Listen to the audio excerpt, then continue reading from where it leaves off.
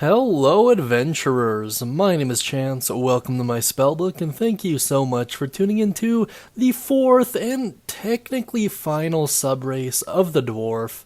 We're going to be rounding it out with the Hill Dwarf, which is found in the Player's Handbook, and I have high hopes for them adding more dwarven subraces in the future.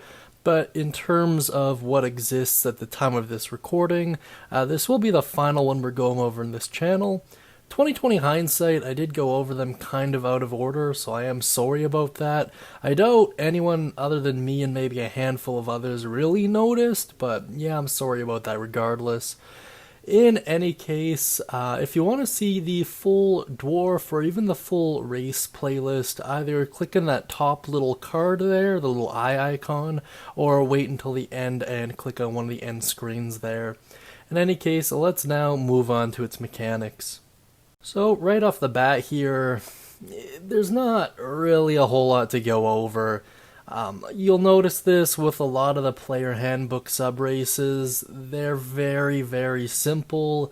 The dwarf especially was meant to be kind of newbie friendly, and the hill dwarf is certainly no exception to that rule.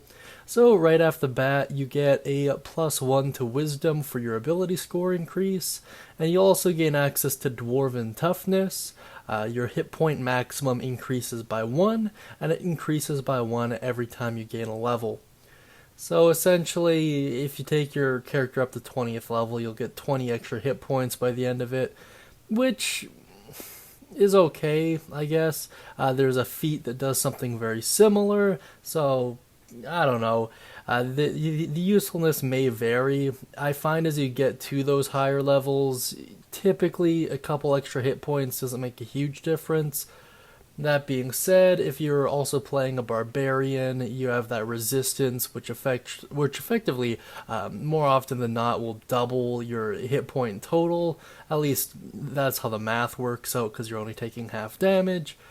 So in those cases, it can be worthwhile. That being said, is it worth a whole subrace? I don't know. Let's move on to my personal thoughts, and I'll flesh out my thoughts a little bit better here. So this is going to be one of those things where I feel like nostalgia is going to get in the way of mechanics. Mechanically, the Hill Dwarf, it doesn't really stack up to the Duergar or even the Marked Dwarf. That being said, however, a lot of people are likely going to have fond memories of the hill and mountain dwarves and their respective lore, which is totally fine, and there's nothing wrong with that, but mechanically speaking, they are relatively inferior.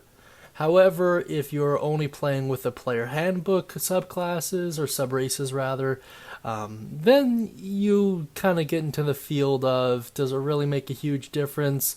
In the player's handbook, there aren't a ton of obvious choices for superior subraces versus inferior. That being said, however, personal playstyle is going to factor in. The dwarfs were meant to be really easy and really newbie friendly. The hill dwarf, as I mentioned earlier, is definitely no exception to that rule. That being said, let me know what you think down beneath in the comments section. Be sure to mention any thoughts, questions, comments, or concerns you have regarding the Hill Dwarf, as well as any cool stories and character ideas you have. I'm sure you have quite a few. That being said, if you'd like to get access to a free one-shot, check out the Guild Hall, use code WELCOME, and it's all yours. And of course, guys, I hope you all have a great day, and don't forget to check out the playlist. That little eye icon up top, or one of the end screens that should be visible now, if not in the near future.